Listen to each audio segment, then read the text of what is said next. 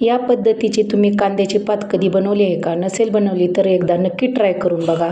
Hello नमस्कार, सुषमाज cooking चॅनलमध्ये आणखीन एका नवीन रेसिपीसोबत तुमचं स्वागत आहे. तर इथं मी अशी कांद्याची पात छान निवडून घेतली आणि बारीक कट करून घेतली बघा. बघू शकताय. तर ही कांद्याची पात आपल्याला छान अशी पाण्याने धुवून घ्यायची. तर तुम्ही व्हिडिओ पूर्ण बघा आणि व्हिडिओ आवडल्यास व्हिडिओला लाईक करा, शेअर करा, कमेंट करा आणि माझ्या चॅनलवर नवीन आला असेल तर माझ्या चॅनलला नक्की सबस्क्राईब करा. तर इथं बघू शकताय अशी छान अशी निवडून घेतलेली आणि धुवून घेणार आहे मी कांद्याची पात छान धुवून घेतली. तर ही कांद्याची पात मी तव्यात बनवणार आहे, मुद्दाम तव्यामध्ये बनवणार आहे कारण खूप चविष्ट लागते तव्यामध्ये बनवल्यानंतर.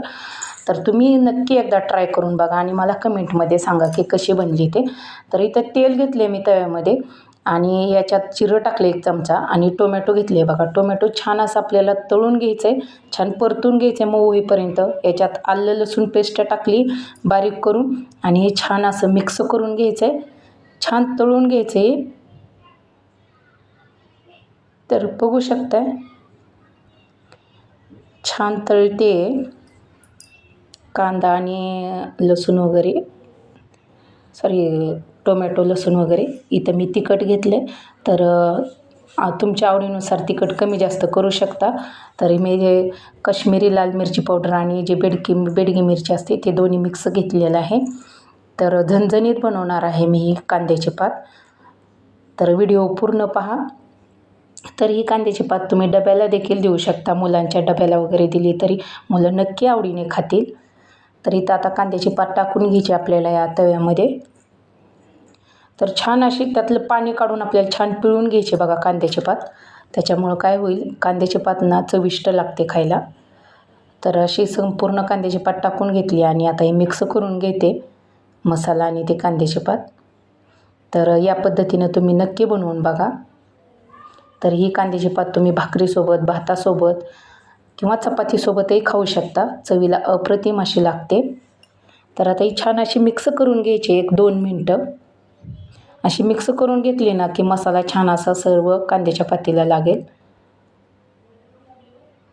तर अशी आपल्याला पाणी न टाकता ही कांद्याची पात आहे ना तर आपल्याला शिजवून घ्यायची अशी तेलामध्येच. तर पाणी टाकायची गडबड करायची नाही. तर यालाच पाणी सुटतं कांद्याच्या पातीला, त्याच्यामुळं पाणी टाकायचं नाही. तर इथं मीठ टाकणार आहे मी 1 चमचा. तर बघू शकता मीठ टाकून मी छान असं मिक्स करून घेते कांद्याची पात. तर हे मीठ टाकल्यावरनं आपल्याला ही छान असं मिक्स करून घ्यायचं आहे आणि याच्यावरती ना झाकण ठेवून द्यायचे कारण याला पाणी सुटतं छान असं आणि आपली कांद्याची पात छान अशी शिजू. तर बघू शकताय 5 ते 10 मिनटासाठी मी झाकण ठेवलं होतं आणि झाकण काढते. बघू शकता छान असं पाणी सुटलेलं आहे आपल्या कांद्याच्या पातीला. तर परत एकदा मी मिक्स करून घेते कांद्याची पात आपली. तर या कांद्याच्या पातीमध्ये आपल्याला ना 2 चमचे बेसनचं पीठ टाकायचं आहे. त्याच्यामुळं आपली कांद्याची पात आहे ना चवीला अप्रतिम अशी लागते. तर इथं मी 2 चमचे बेसन पीठ घेतलेलं आहे.